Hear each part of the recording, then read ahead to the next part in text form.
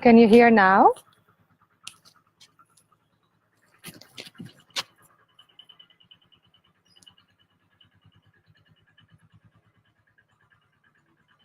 No sound. Okay. I changed now something, so we'll try one more time. Otherwise, I do without the microphone.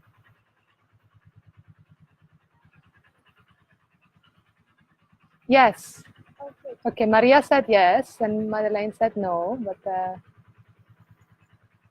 now I hear yes. Wonderful, wonderful. Thank you. Good, wonderful. So, so we have also a special sound in the background. They're taking care of the rice fields. So Rice Devi, goddess, is coming. That's why we have this microphone. Yeah.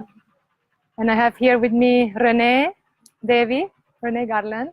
Some of you know her, and a dear sister, and is also here joining today and offering her support and love and devotion. So thank you so much. She's a dear sister that I know for many years, my student and friend, and of course also my teacher. We're all teachers to each other. And she just joined our Durga training in February. So we went on a deep journey together. Yeah. And some of you also have been here with us in Bali. Kata, and yeah, and all of you, I welcome you so deeply. I'm so grateful you're here with us today, and in the Be Woman online presence, yeah, an offering that we have every Sunday, from many different sisters that are sharing their love, their skills, their gifts with us, and many jewels that has blessed their life. And yeah, it has been really a beautiful adventure to see this online presence coming up, and we're still going. And today I'm sharing one devotional practice that has blessed my life in every possible way. It's called puja. Puja means a Vedic ritual, a ritual that can be with one step, one offering, or it can be 5 offerings, it can be 10 offerings. It can be that the rest of my life, everything I do, everything I say, I convert it into an offering.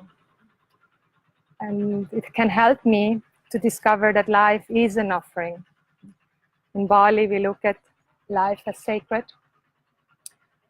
All that is here is sacred. There's not one goddess or many goddesses. There's only goddess. So it means everything is sacred. Everything is here fit to be adored and praised.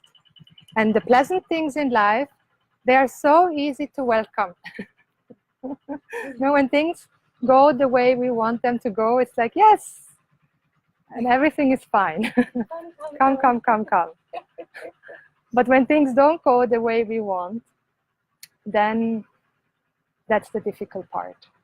And so that's where I have the opportunity to grow, to get to know myself, and discover parts of myself that maybe I wasn't aware of. And it can lead me onto this beautiful journey where I can discover love and happiness, that love and happiness that I've been seeking outside for myself has really nothing to do with anything outside of myself. The source of love and happiness is myself.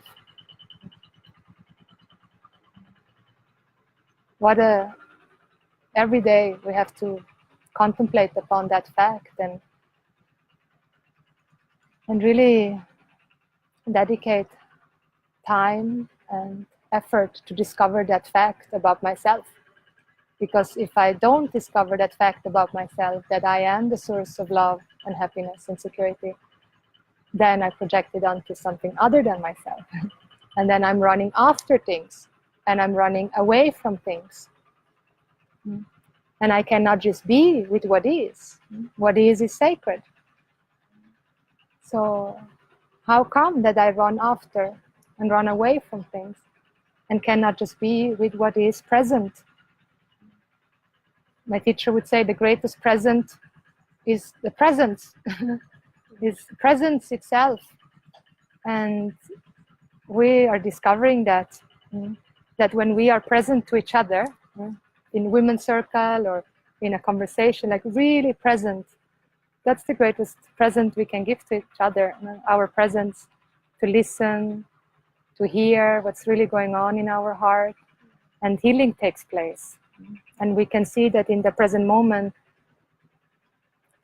there's magic. The magic is not away from me, the magic is me.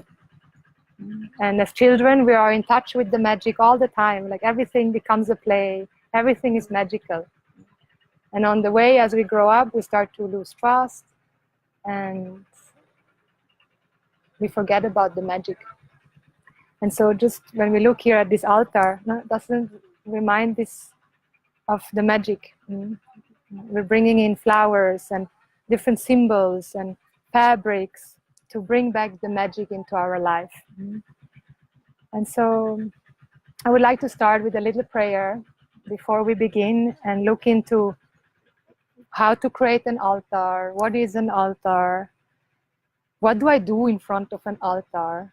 What do I do with all these offerings? What's the meaning behind these funny deities and funny statues and pictures?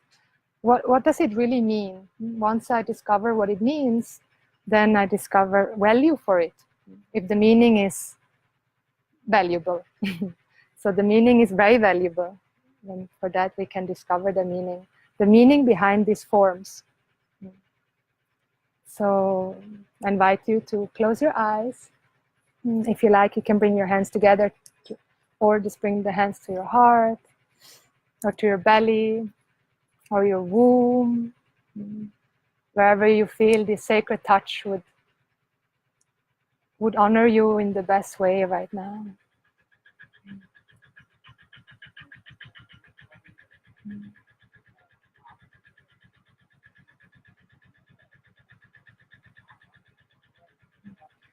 I would like to sing with all of you the Bee Woman song, the Bee Woman mantra. I just say the words so we can invoke the meaning of the words. As we invoke woman, the sacred feminine, I would like to invite you to also invite the blessing of your mother, your grandmother, her mother, and her mother, all the way to the first mother, the infallible mother called Devi, goddess, she who is the cause of the whole universe, she who is free from judgment, free from agendas, free from binding likes and dislikes, she who doesn't see anything other than herself,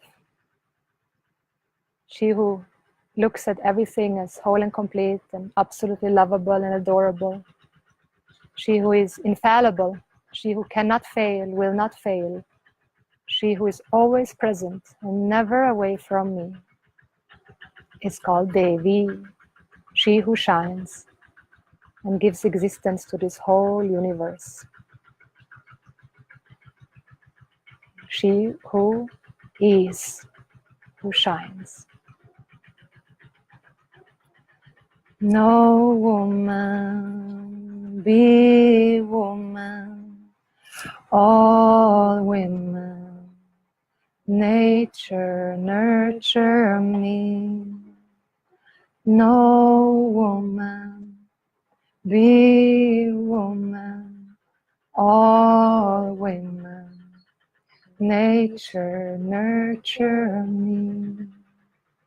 Free woman, strong woman, brave women, find your voice and shine. Free woman, strong woman, brave women, find your voice and shine. Know woman, be woman, all women, nature nurture me. Know woman, be woman, all women, nature nurture me. Reflection, connection, protection, standing side by side. Reflection, connection, protection, standing side by side. Know woman, be woman, all women, nature nurture me, nature nurture me. And to invoke Devi, we have a beautiful Sanskrit mantra. I invite you to repeat after me. Om Devyai Namaha. Om Devyai Namaha. Om Devyai Namaha. Om Devyai Namaha. One more time. Om Devyai Namaha.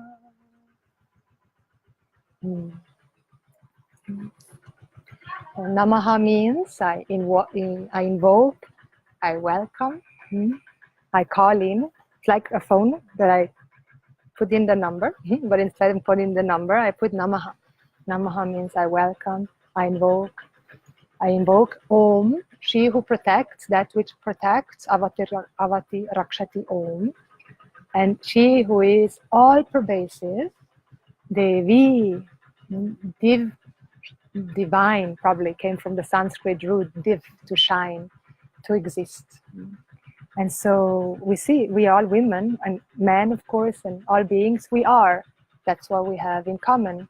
You say, you are, I am, the tree is, the house is, the music is, these forms are. We are, we exist.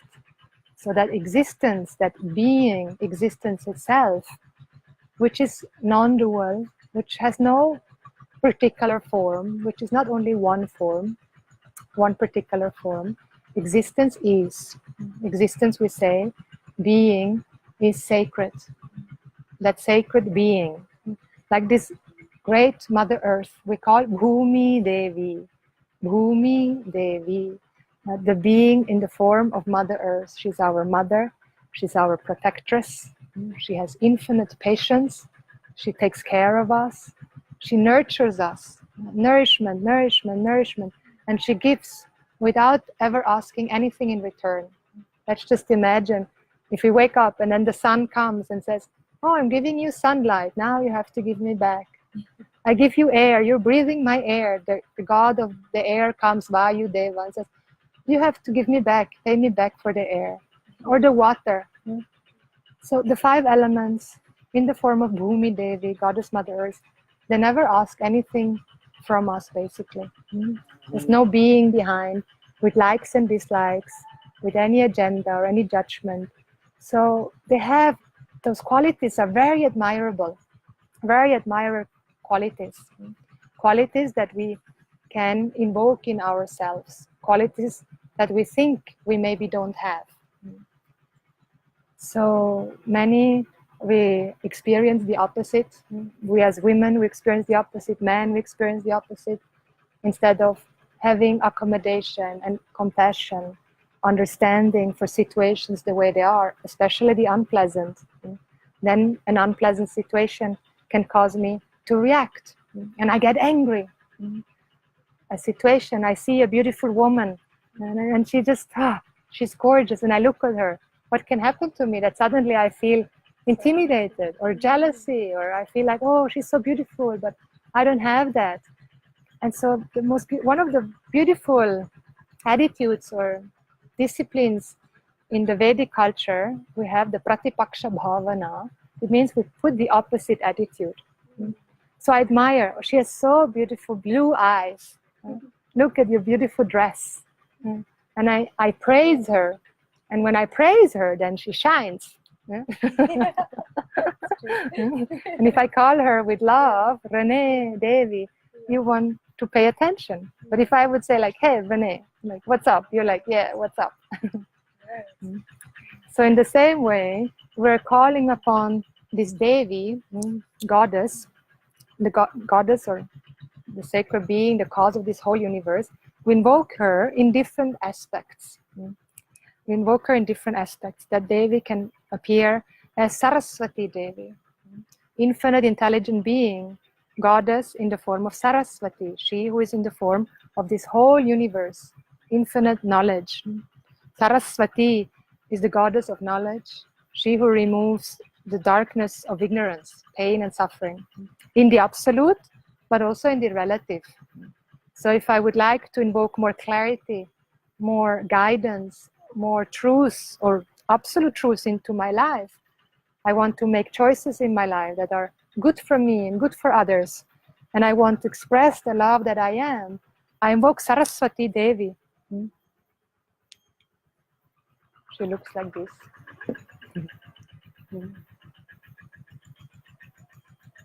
So she usually has a veena. Yeah, we have another photo you can show.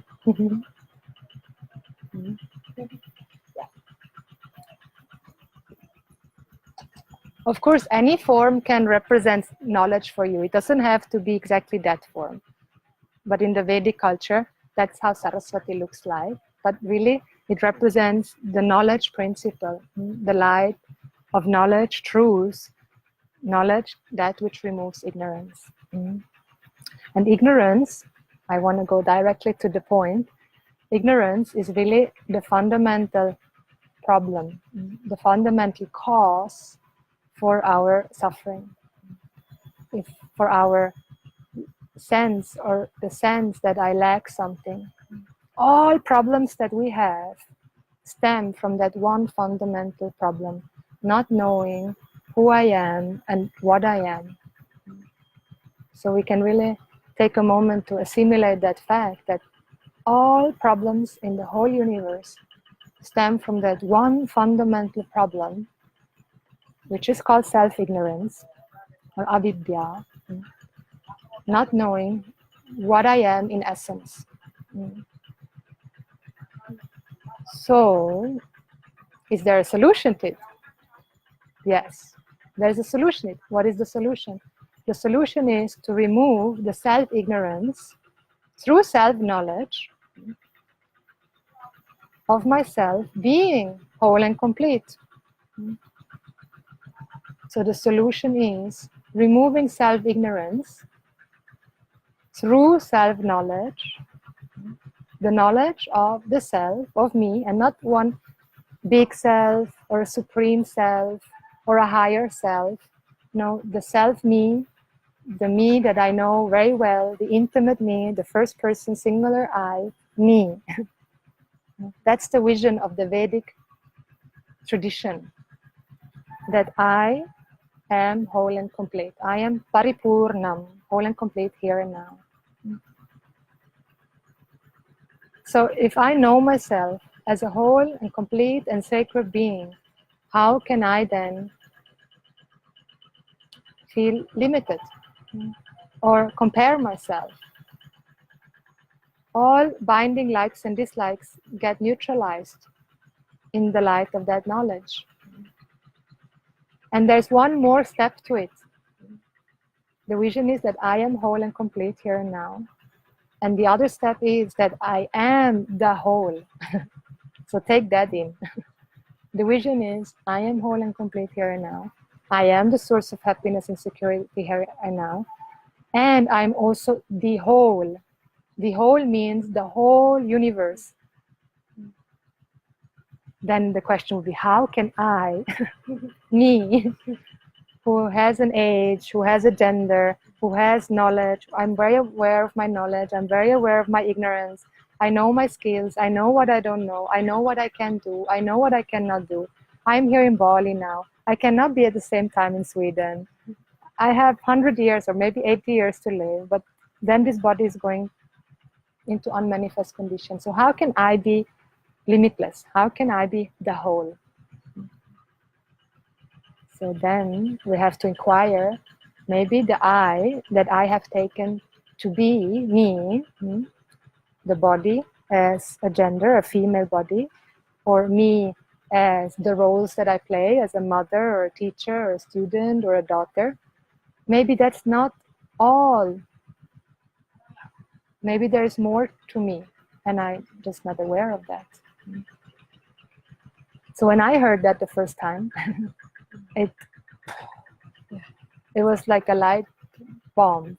It's like, yes, if I know that I'm whole and complete, and I know I'm everything, nothing is away from me, fear will go away. I won't be afraid of a dear woman. I won't be afraid of missing out. What's called FOMO, the fear of missing out. I won't have that sense that I lack something, or the sense that I need to achieve something, or I have to go there and experience this, and only then will I be okay. What I want, I didn't know that before my teacher told me. So what you want is self-acceptance. All we want is self-acceptance. I want to be able to accept myself. And I want to be able to accept myself here. And I want to be able to accept myself on the other side of the world. And today, and also in 1 year, and in 10 years. So all I want is happiness, shanti, peace, the acceptance of myself at all times, at all places. When that goal becomes clear, then that goal becomes my main goal. How can I achieve that? How can I become whole? Is that even possible? Can I become whole? If I can become whole, then I can also unbecome whole again. So it's not possible. So wholeness cannot be an event that's going to happen in time and space. It cannot be an experience, because an experience comes and an experience goes. So wholeness has to be already an accomplished fact here and now. It has to be. I have to be whole here and now. And if I am the whole universe, then that has to be also here and now. So that's something to be known. That's something to be discovered. An already accomplished fact. So that's why we have the value in the Vedic culture for Saraswati, the goddess of knowledge, the value for knowledge. We worship a candle, not just for the sake of the candle. No, the candle or the light represents knowledge. Wherever there is light, there can be no darkness. I cannot do a headstand or a handstand and then the light will be on. I have to switch on the light in order for the darkness to go away.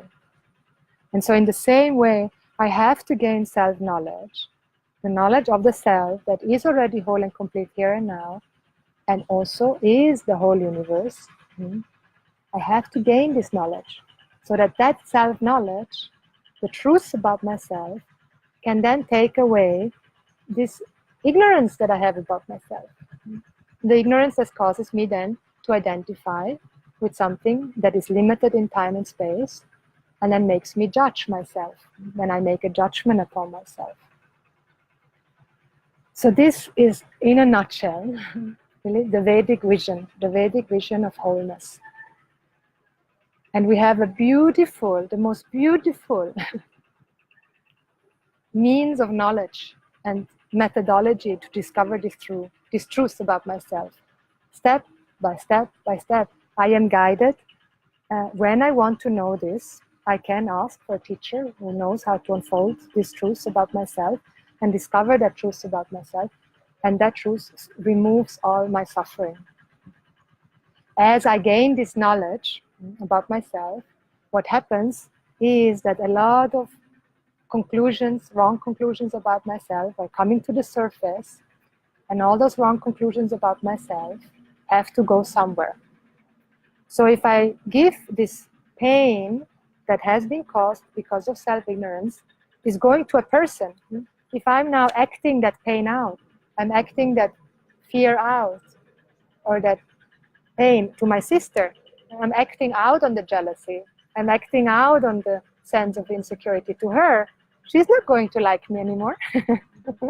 Or she's like, oh, what's wrong with you? I don't want you to treat me bad. And I also don't want you to treat me bad. But in the moment when it comes up, the pain, it's so intense. And many times we find ourselves helpless. And then out of helplessness, we say something, or we give a bad look. Like we make this like funny facial expression where we look at her and kind of check her out and like make this expression, but it's very painful. So I can hurt even with my eye blink. I can hurt even with my thoughts. My thoughts energetically, it probably will be perceived if somebody is a little bit sensitive. Or a gesture, I can speak with my body and hurt. But I don't want to get hurt. And you don't want to get hurt. And no being wants to get hurt. So no being wants to get hurt. And so we have to discover the value of all values, the value of ahimsa, of not hurting another being. What can I do with my hurt when I am hurt, when I feel helpless? One of the many ways, I know there are many and varied tools and methodologies to be with our hurt. For me, one of the most powerful and most healing tools has been altar, to have a place of refuge, and to have puja, the sacred devotional practice of puja, where I give form to what I feel. We've never learned how to be or how to express our feelings in an informative way. We've learned to express our feelings as a blame, or as toxic waste. So to learn how to express our feelings as an information, I can tell my dear sister, wow, I love you, I admire you so much. Somehow I feel some jealousy, I feel hurt, I feel jealousy. And then she will just cry and I know exactly, and please correct me if I'm wrong, you will have empathy, like you know how it feels when we compare ourselves. But if we share the pain, then the pain is half. And we can cry, and we can offer our tears to the altar, to Devi, to Goddess, who is not going to judge us, who is only giving us absolute validation. That's the hand of Abhayam. You see that in all the pictures or all the deities, they always have this hand, the hand of Abhayam, the hand of fearlessness, where they give me absolute validation for everything that I am. They know exactly how I feel. They know my whole story. They know my parents, and their parents, and their parents, and the whole psychological order is known to them. And there's absolute zero resistance, zero rejection, zero judgment from the standpoint of Goddess. So I have a place where I'm totally validated, because to have a sister who can validate me is something very rare. But there are beautiful sisters, and I'm so grateful for all my sisters that we have found that support to also share our hurts or our happiness, and we can be happy for each other. We can also share the grief, and we've learned how to ritualize that, what's going on in our heart. And when we can process the pain, what remains is gratitude. Once we can process the pain, all that pain that comes from self-ignorance, that has caused me to compare myself to any of my sisters, and my mother has done that, and her mother has done that. So that self-ignorance that has created all this pain that we have created for ourselves, once that is removed, then the love that I am, that we all know that we are love in essence, can really manifest. The love that I am can manifest. But sometimes before I can manifest the love that I am, I have to act upon what I know. Even though I feel like I want to reject, even though I feel like I don't want to do this, I use my will, I use my all my will and all my effort. I invoke Durga Devi. That's why we have Durga. She is the great here, Durga. She who gives us courage and takes away fear and gives us strength and bravery to really use my will in a dharmic way, in a way where I'm not hurting anyone, and I use my will to do what I want to manifest in my life. I want to manifest the love that I am, so I express my love through actions. And who can resist this beautiful plate of flowers? No one can resist flowers. Can I give you this? Yeah. Or how can we resist when we get chocolate hearts? No one can resist. No one can resist. Or how can I resist a beautiful plate of fruits, dragon fruit and coconut and mangosteen and aloe vera? These are the sacred objects that Mother Earth has given us. And in Sweden or in Europe or in Italy, you have other wonderful fruits. You have figs in Italy, and you have the most delicious berries in Sweden, and strawberries, and I'm looking forward to all those berries. So Mother Earth gives us, right? She gives us all these jewels. She has given us this body, mind, sense complex. Bhumi Devi, she gives us, and she nurtures us, and all she wants us is to be able to embody the love that we are.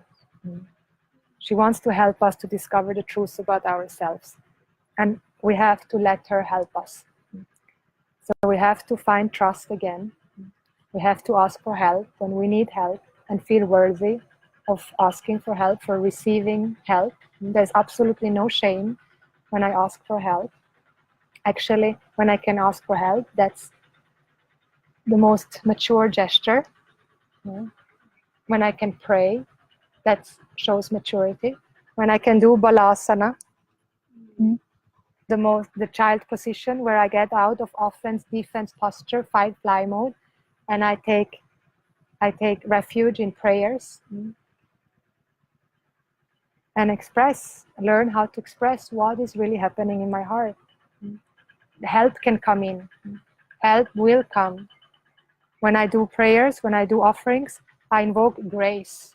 I invoke the grace factor, that unseen factor.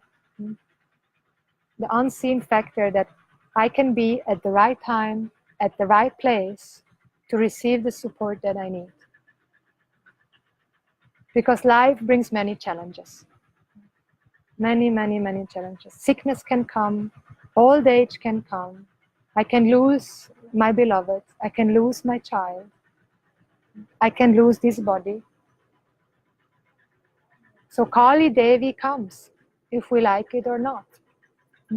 Kali Devi, she is change. She's the goddess of time over there. And she comes if we like it or not. And I can prepare myself to welcome her when change comes, when destruction comes, and discover that there's nothing wrong in destruction, and something new can be born. So I can learn how to embrace life with all its challenges. And I can learn how to stay cool, calm, and collected all the way through. With maybe some ups and downs here and there. But I can learn how to gain samatvam, equanimity, towards the pleasant and unpleasant situations in life. So the Vedic culture gives us that map of life, gives us all the sacred disciplines and the teaching to gain happiness and security that is free from reason, that is everlasting, that will not go away. And what can we ask for more? It's all here. Now we have to be ready to receive. So with this, I think we're going into the puja, so that I can respond to all the situations in life, to the people I love, take care of them, express my love and my gratitude. And my teacher would say, how do I know that I'm on the right track? Well, he would say, you have less reaction, you will have less intensity of reaction, and you will have faster recovery from reaction. So an unpleasant situation, I may be answered, what? And then how quick does the so what come? Is it like within 1 minute? Or is it 1 week? Or 1 year? I want it to come, so what? And it can just resolve in my heart again. That's what I ask for, that I can have that inner shanti, that inner peace, that inner composure and leisure to welcome life. And that I don't need to manipulate life, I don't need to manipulate people. I can love people and I can love the world as it is, grant them freedom to be who they are and what they are. And I can be a contributor. So from a competitor, I become a contributor.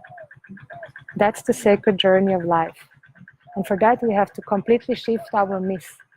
Our Western myth is not very healthy because we grow up in a competitive society. And we have to discover the value of non-competition. The competition is violence. So to become a contributor, I contribute. Dana means I give as much as I can, whenever I can. I contribute. I contribute to Mother Earth. I contribute to the teaching and the teacher. I contribute to my ancestors. I set my parents free in the form that I don't have an agenda for them anymore, for how they should be or how they should treat me. I wish them peace. I take care of my community as much as I can, whenever I can. I give back to my social network, and I take care as much as I can, whenever I can, to the plants and animals. So I get back to the yumminess, like the kangaroo in the kangaroo pouch, and I feel safe. I feel everywhere, I feel okay. And I come back to that win-win situation, a sacred symbiosis, where I feel safe at all times, at all places. Nobody has to be afraid of me. I don't have to be afraid of anybody.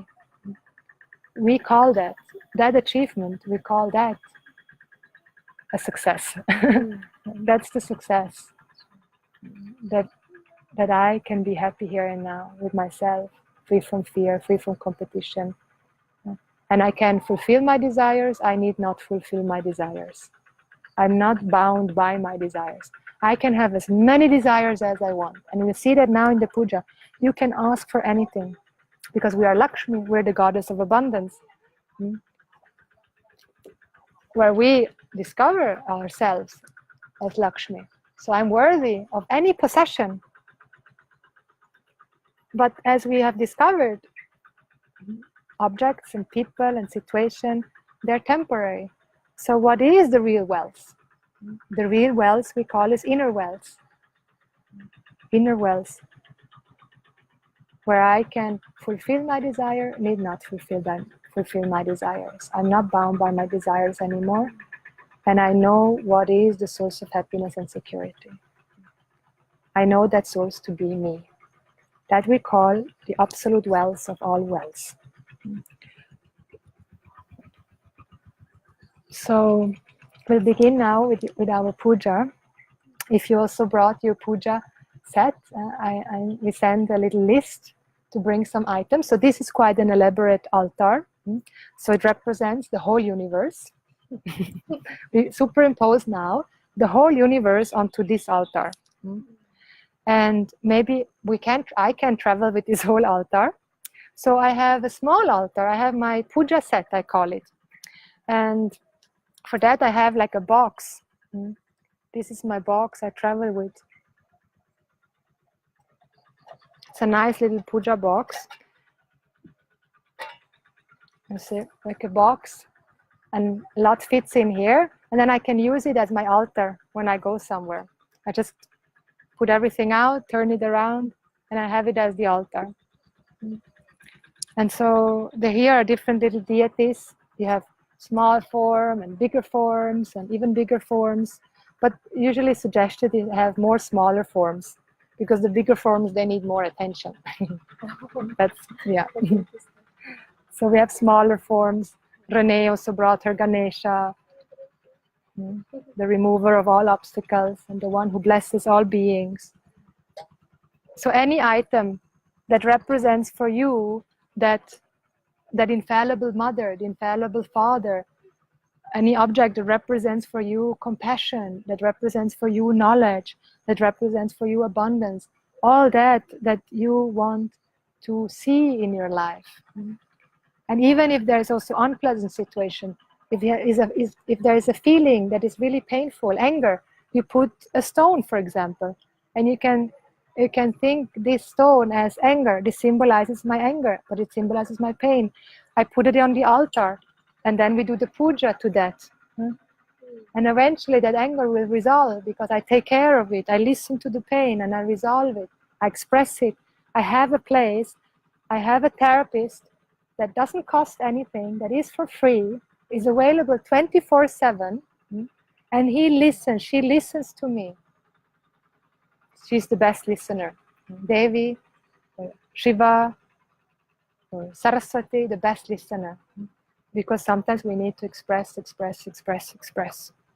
So we have a big altar or small altar, and we have also a mirror. You can have a little mirror also, so that you see yourself also, that you can offer flowers to yourself and you see yourself as goddess.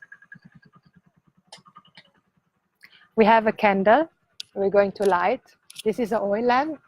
You find many nice oil lamps, but I know there are many other lamps also, or candles that you can use. And then we have another candle that we're going to offer. So we have a cup with water. And so use all items that you want to keep. And each item, you can hold it to your heart and make it your item. Fill it with your love, with your energy. Really creating that connection to your altar, to your items. If you have Saraswati, you take her, you hold her, and you bring her to your heart and speak to her. Like any relationship, any new relationship, it always takes time to find trust. And so here, this is a very special relationship because it's not a human being in that sense, but it's the most real relationship. And it's the relationship that will not fail. It's a permanent relationship with Goddess. But not Goddess or God who has a long beard and sits somewhere in the cloud and judges between good and bad. We don't have that God or Goddess image in the Vedic culture. Like I said at the beginning, Goddess is she who is in the form of the whole universe. Everything I know and everything I don't know. And God is not away from us. It's not away from this world. This world is Goddess. So very different understanding of Goddess or God than in the Christian myth.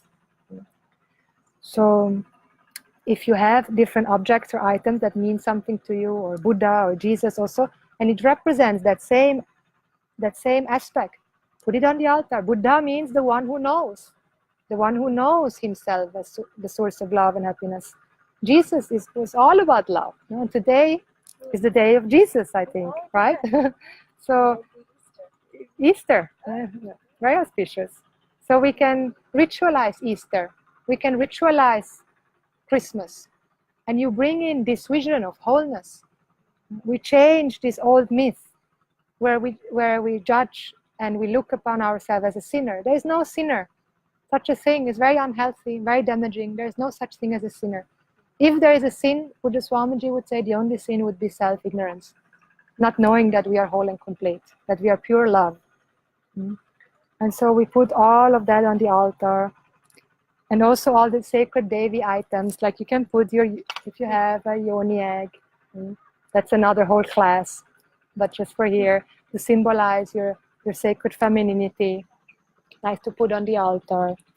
Anything that you put on your body, have a little plate and with your ornaments, so that every morning when you put the ornaments or afternoon, you adorn your body as the goddess.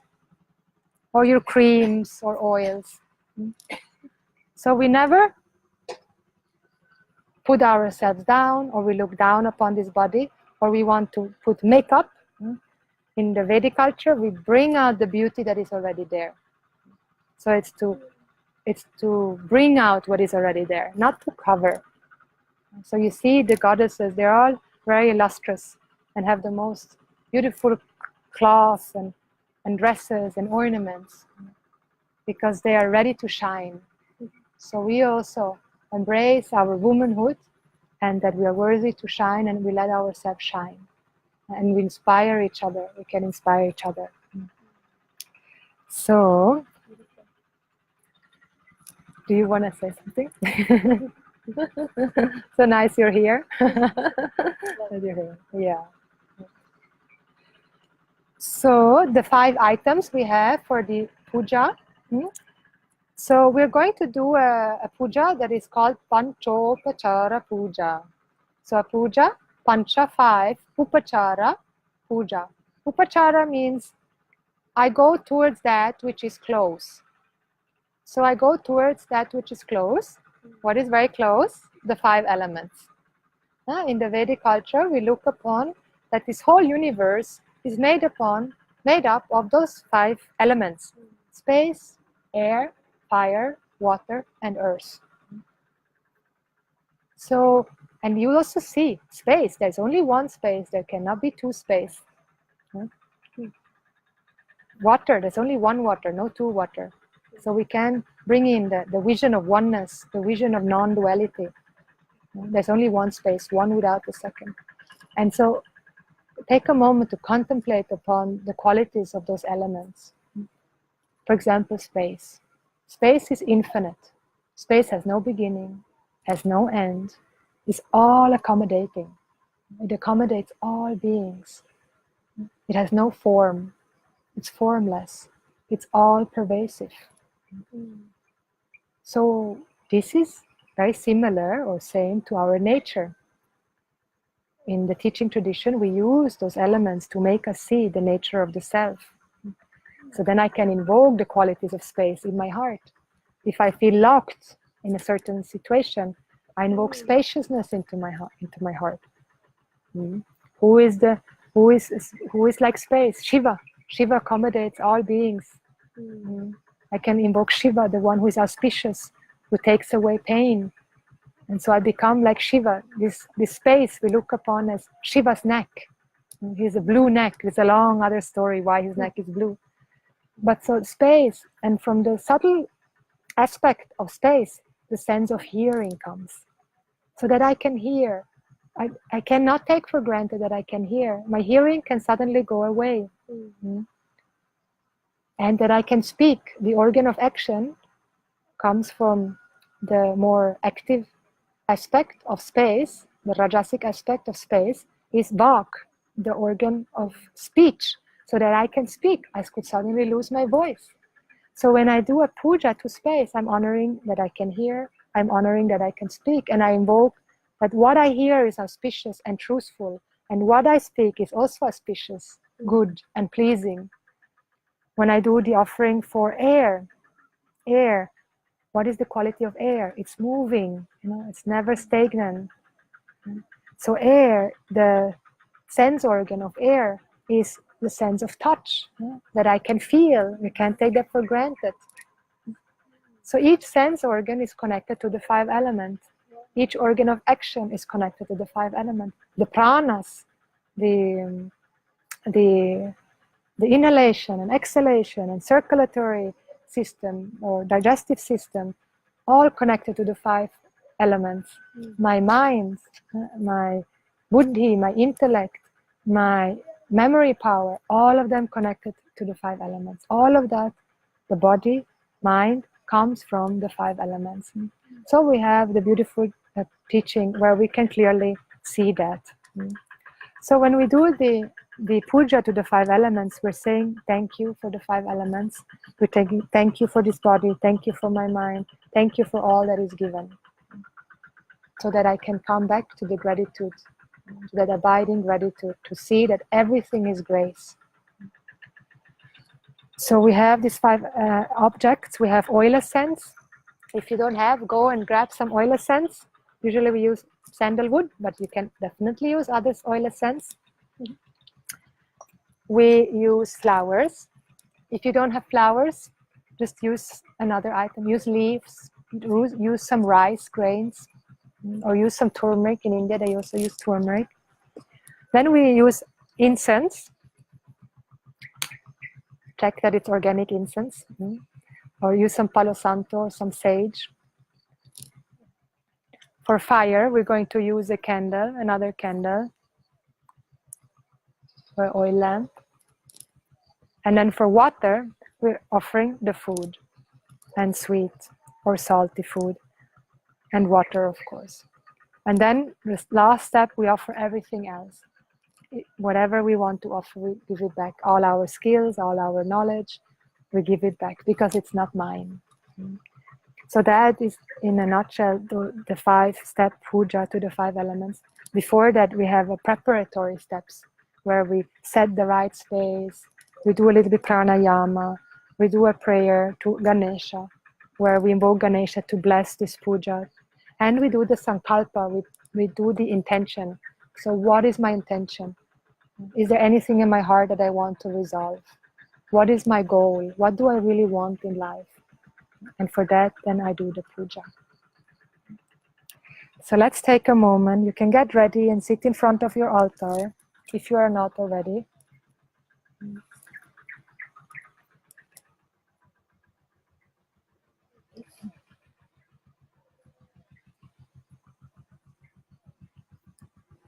And we're going to do the puja call and response. So you see, like Renee is a very good example. She has all her beautiful items here. And she also has her book. And here also you can download the Devi booklet on the website, bewomanproject.info. If you go there, you can sign up and then you get this beautiful Devi booklet. And here you will find the puja inside. And so it's very nice. You can do the puja by yourself. And I chant the mantras now, and then we repeat them together. Would you like me to repeat it or Yeah, repeat? repeat it, yes. Okay. So if you have some flowers, take a flower, hold it to your heart. The first prayer we do to Ganesha. Ganesha is the protector, the Lord of all beings. Ganapati, the one who removes all obstacles. So if you have a Ganesha, and if not, just imagine the Ganesha there on your altar, or any other object that represents Ganesha.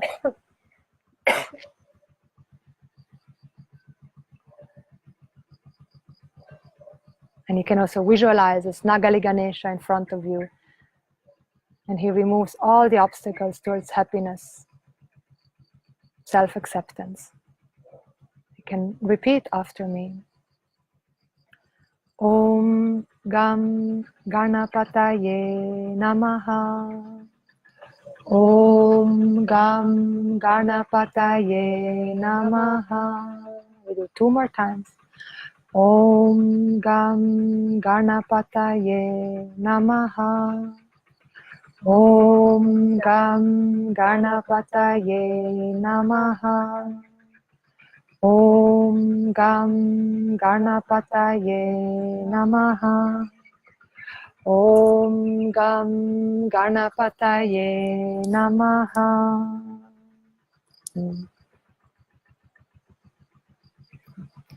Then take a lighter or matches and we light the lamp. So the lamp standing for the light of knowledge, the light that removes the darkness of ignorance. So that I invite truth into my life, what is real, and the knowledge about myself. So let that light remove all the pain and suffering. So you can repeat after me. Om Deepat Jyotif. Om Deepat Jyotif. Param Brahma. Param Brahma. Deepat Jyotir. Dipajyotir Janardanaha Janardanaha Dipo me Haratu papani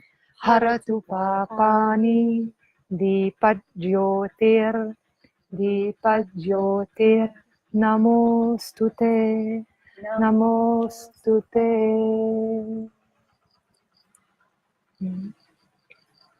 And if you, for any reason, you don't feel so much connected to the Sanskrit mantras, then say it in your own language. What is most important is your bhava, your attitude, your spirit.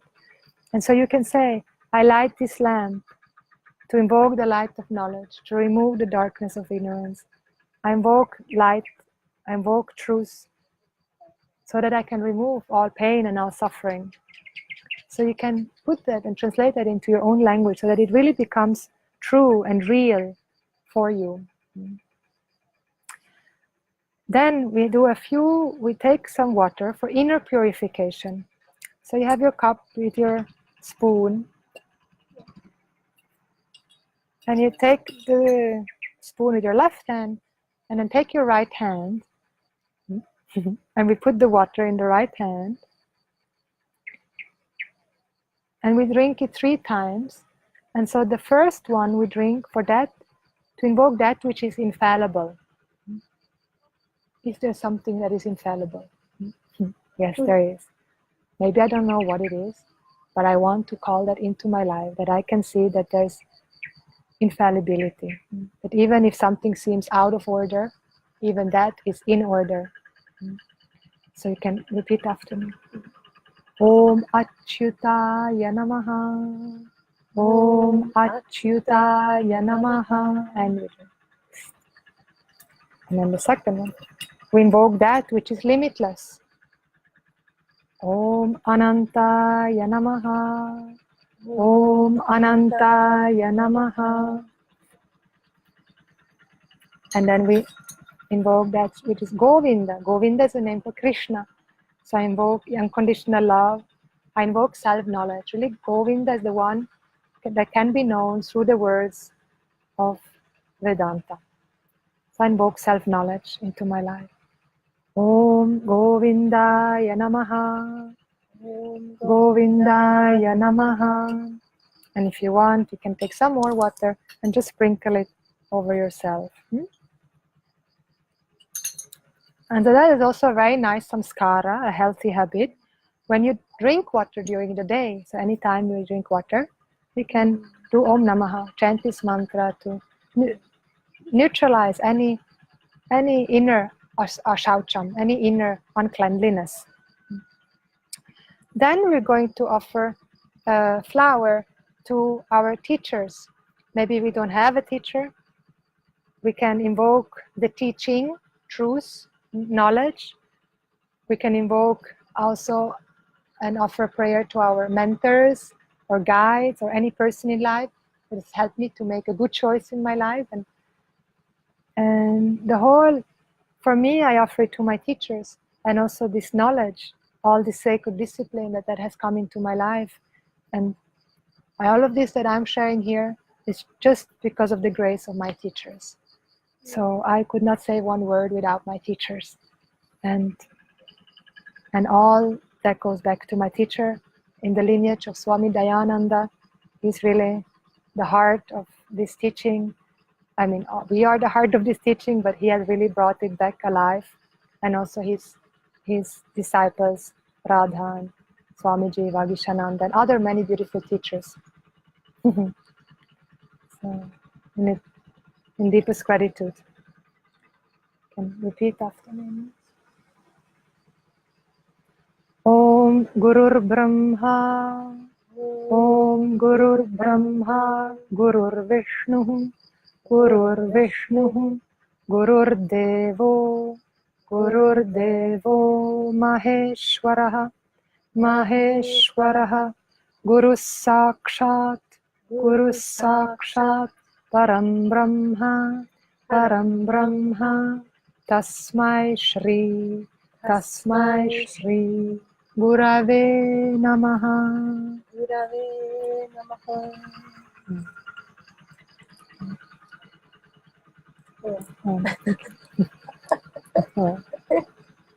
And for Radhan, Swami Vagishananda, and all teachers, of course, all people who share what they know. It's so important. Whatever we know, it has to be shared. And the beauty of it is that when we share what we know, because it's not our knowledge anyway, then it grows. That's the beauty. I share what I know. It grows in me. I get all the blessing. So if I hold it back, it's almost like a thief. I want to keep it for myself. I don't. This knowledge has to be shared. Anything that has blessed your life, share it. We share it, and it blesses the people around you. It blesses you. So we will do our sankalpa now. The sankalpa means placing the intention. So you can take a flower. We usually put it on the left hand and cover it with the right hand. Put it on the right knee. Sometimes I feel like I want to hold my intention, my flower, to my heart, just to make it more intimate. So you can see Renee is keeping it her on the right leg. I keep it to my heart. And so like your heart, you hold it with tenderness and care. It's your heart. And we have to become the best friend to ourselves. And what is serving me in my life so that I can grow, so that I can be happy. And when I'm happy, I'm not a problem anymore to people or to the world. I'm part of the solution.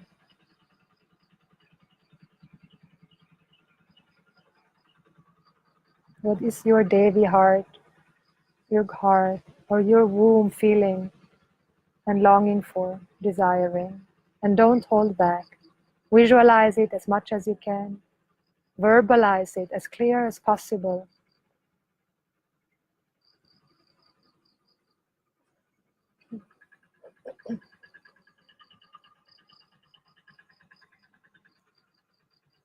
My prayer for today and every day really, but as a collective prayer, is that we women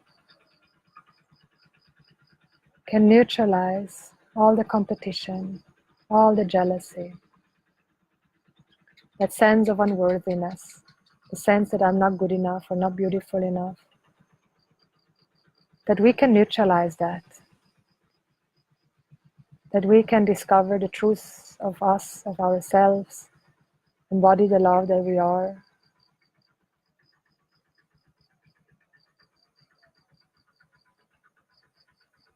That we can all feel safe, connected, and whole.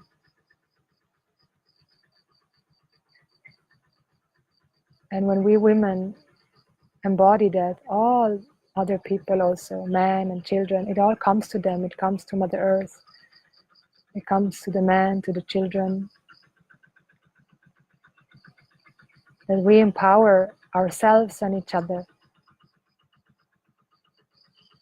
That we are proud to be women. That we honor our bodies, get to know our cycles, ritualize our life again, and give voice to what is really happening in our heart, shamelessly, fearlessly,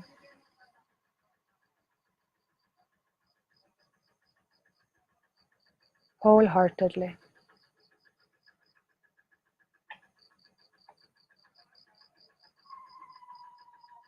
Tathastu, let it be so. May all beings gain freedom from pain.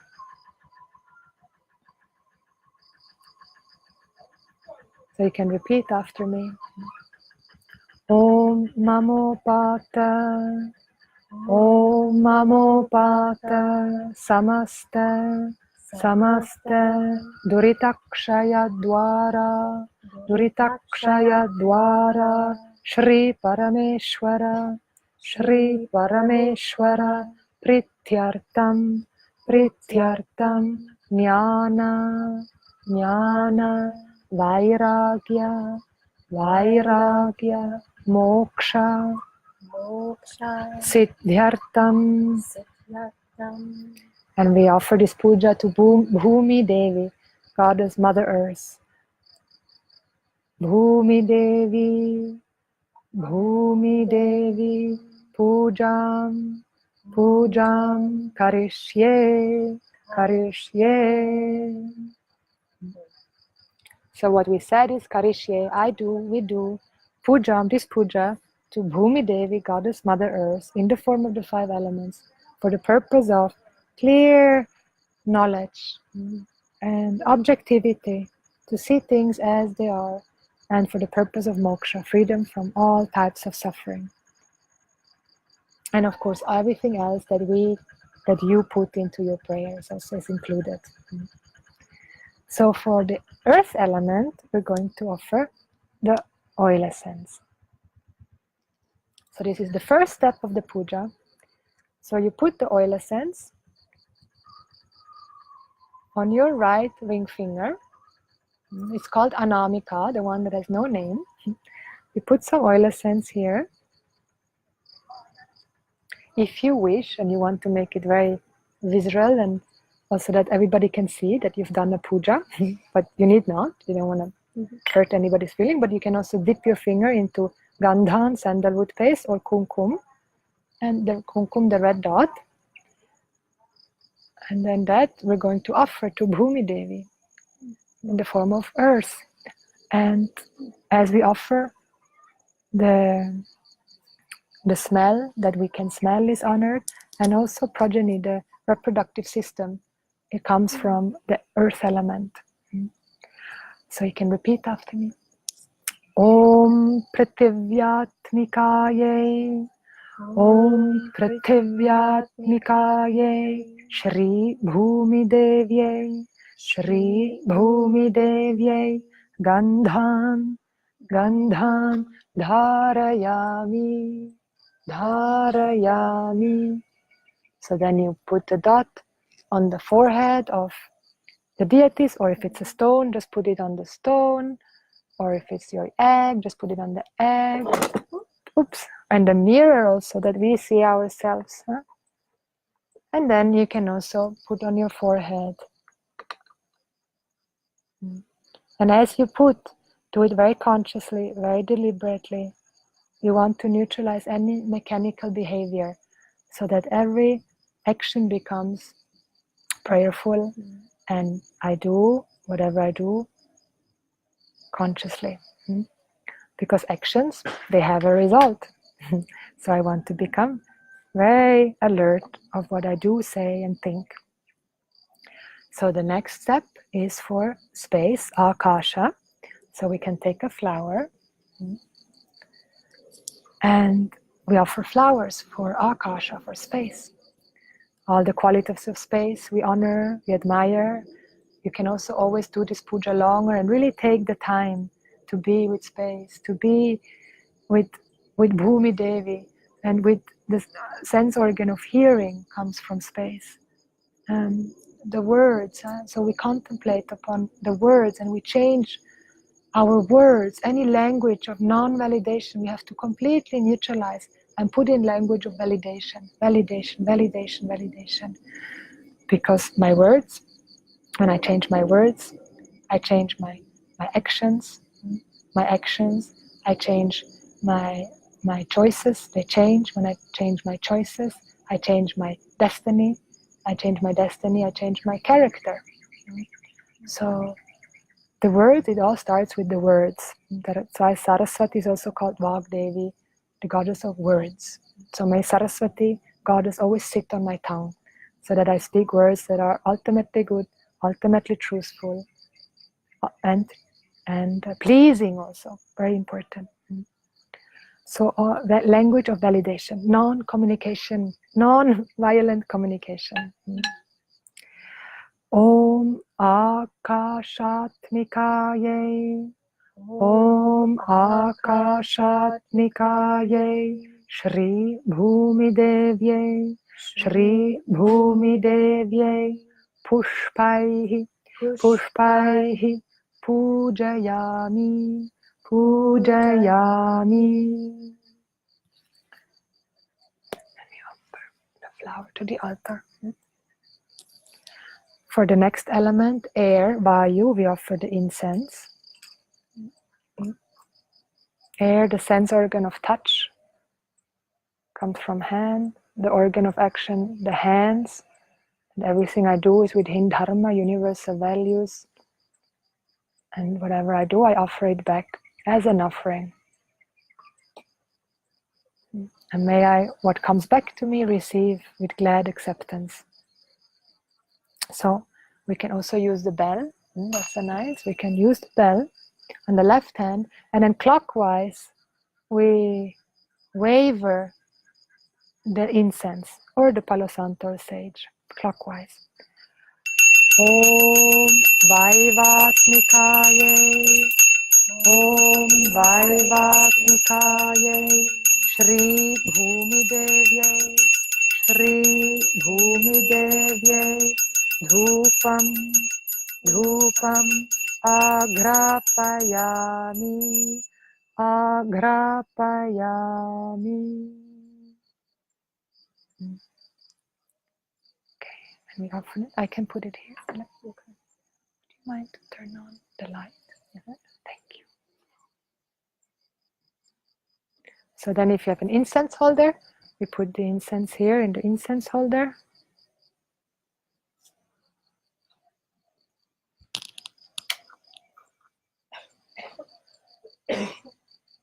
Okay. Delicate. Oh, I have another incense holder. Oh yeah, can you put it there? Okay. Thank you. Beautiful. You put it on the Yes, you can put it on the altar. Yeah.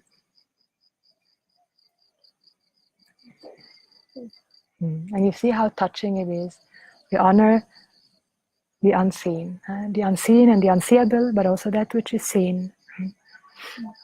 So the more you do it, you will really notice the result that it can give you.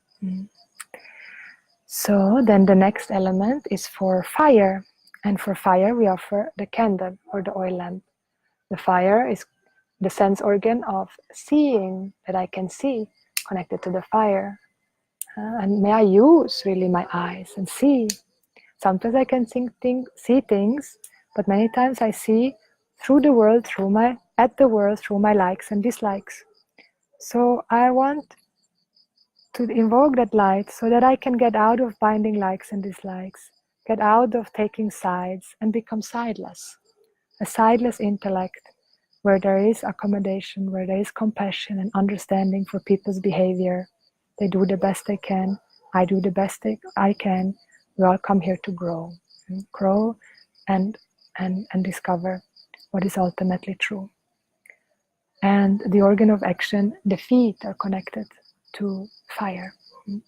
So again, we can ring the bell and waver the lamp clockwise.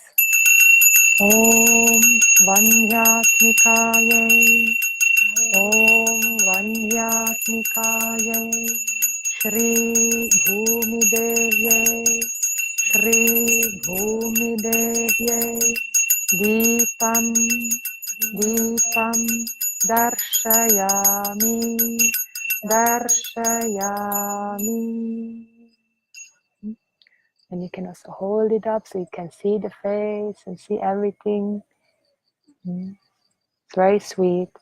So it's all actions of sweetness, actions of praise and admiration. So how I want to be treated, that's how I treat the world. So here we can practice. So, and then the last step, before the last step, is for water, the element water. We offer our food and the sweets we brought.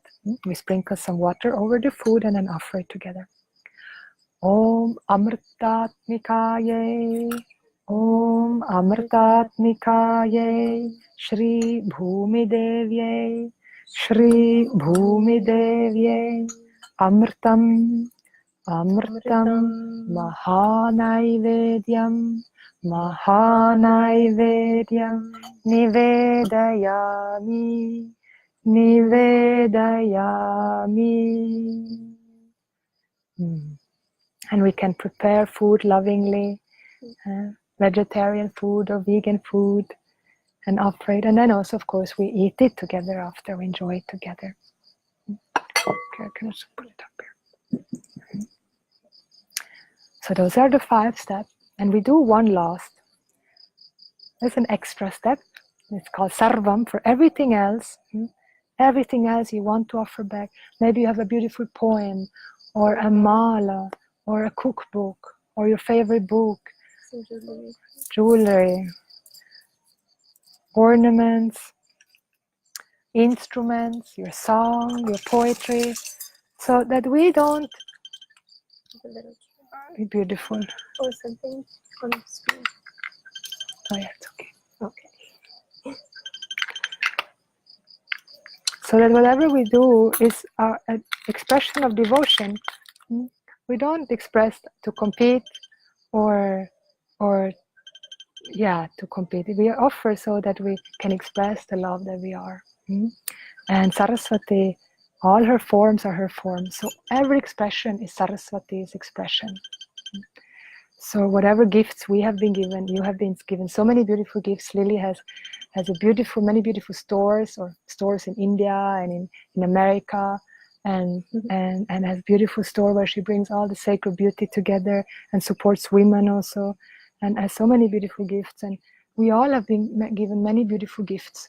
So we can offer those gifts to Bhumi Devi. We can use the bell again. Sarvatmikaye, Sarvatmikaye, Shri Bhumi Devye, Shri Bhumi Devye, Sarva Upachara,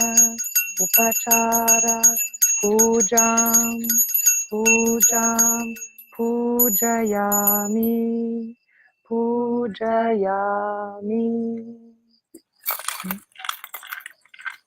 You can also, if you like, adorn the deity or your form.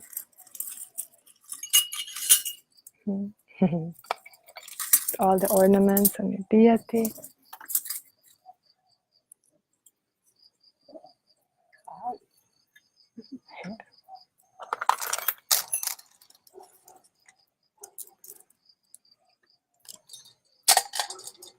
If you go to India, these pujas go very long sometimes, and they give them baths, also honey baths and rose baths and milk baths and coconut water baths and honey baths.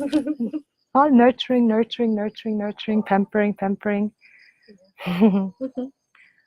We pamper the baby until we say enough. And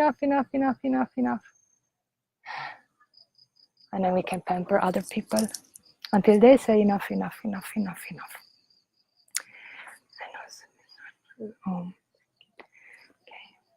And so this is a time also where you can offer, like I said, poems, mantras. So we just want to offer a few prayers to Bhumi Devi together. So a nice practice is to take flowers, place it to your heart, and after every namaha, you offer the flowers. Om Bhumi Devyai Namaha. Om Bhumi Devyai Namaha. Together we can chant. Om Bhumi Devyai Namaha. Om Bhumi Devyai Namaha. Om Bhumi Devyai Namaha. Om Bhumi Devyai Namaha. Om Bhumi Devyai Namaha. Om Bhumi Devyai Namaha. Om Bhumi Devyai Namaha. Om Bhumi Devyai Namaha.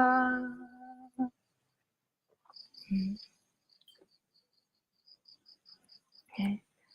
So we can close our eyes, take a moment.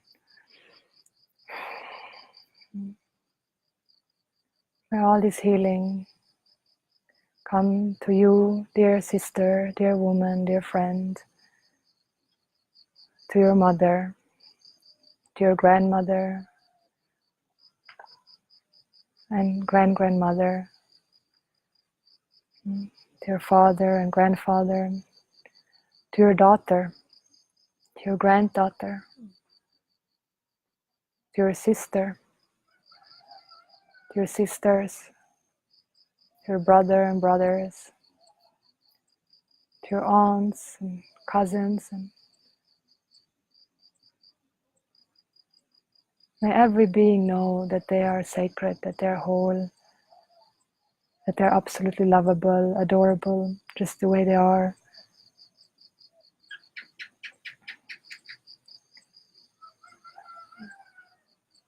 May we honor Mother Earth as our mother, Earth as our mother. May we go out in nature and take care of her, and she takes care of us. I'd like to end just with the No Woman Be Woman song, and then we do the Universal Peace Mantra, where we identify with the whole universe and we wish all beings happiness, all beings freedom from pain. We can do that. We can chant the No Woman together, and then we do the Universal Peace Mantra call and response. No woman be woman, all women, nature nurture me. No woman be woman, all women, nature nurture me. Free woman, strong woman, brave women, find your voice and shine. Free woman, strong woman, brave women, find your voice and shine. No woman, be woman, all women, nature nurture me. Nature nurture me. Om Sarvesham Swastir Bhavatu. Om Sarvesham Swastir Bhavatu. Sarvesham Shantir Bhavatu. Sarvesham Shantir Bhavatu. Sarvesham Purnam Bhavatu. Sarvesham Purnam Bhavatu. Sarvesham Mangalam Bhavatu. Sarvesham Mangalam Bhavatu. Sarve Bhavantu Sukhinaha. Sarve Bhavantu Sukhinaha. Sarve Santu. Sarve Santu Niramayaha. Niramayaha. Sarve Bhatrani. Sarve Bhatrani. Pashyantu. Pashyantu. Ma Kashchit. Ma Kashchit. Dukkha. Dukkha. Bhag Bhavet. Bhag Bhavet. Asatoma. Asatoma. Satgamaya. Satgamaya. Tamasoma. Tamasoma. Jyotirgamaya. Jyotirgamaya. Mrityorma. Mrityorma. Amritangamaya. Amritangamaya. Om Purnamadav. Om Purnamadav. Purnamidam. Purnamidam. Purnat. Purnat. Purnamudachyate. Purnamudachyate. Purnasya. Purnasya. Purnamadaya Purnamadaya Purnamevava Purnamevava Shishyate Shishyate. Om Shanti Shanti Shanti. Om Shanti Shanti Shanti.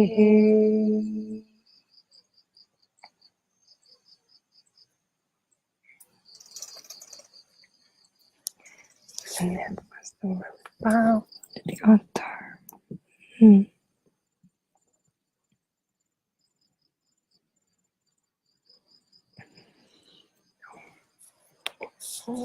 Okay. Thank you, Devis, so much for being here with us. Thank you, Renee Devi. Yeah, wonderful.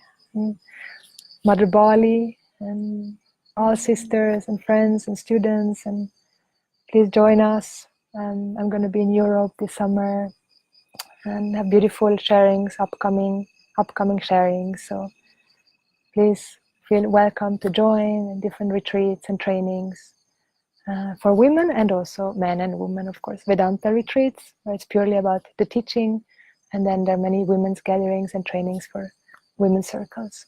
So very welcome, and also another maybe India Yatra we're planning. We'll see. We'll post more about that. So thank you so much, and happy holidays.